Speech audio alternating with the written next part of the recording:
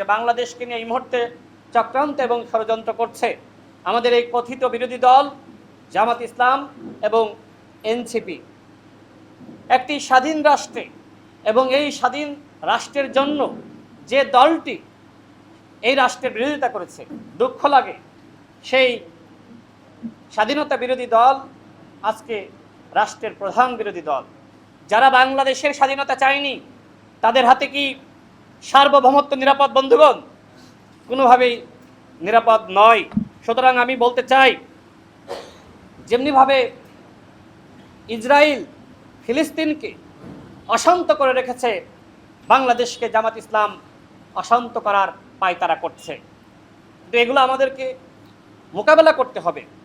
আপনারা দেখেছেন যে জামাতের নেতৃবৃন্দ বলছে যে ইতিহাসের সেরা বিরোধী দল। যারা ইতিহাসের সেরা হয় তারা কি এইভাবে নিজেরা বলে যে আমরা সেরা, আমরা সব থেকে গঠনমূলক বিরোধী দল, আমরা গঠনমূলক সমালোচনা করছি? তারা কি আসলেই সমালোচনা করছে, নাকি মাননীয় প্রধানমন্ত্রীকে এবং এই রাষ্ট্রকে ব্যর্থ করার জন্য তারা চক্রান্ত করছে?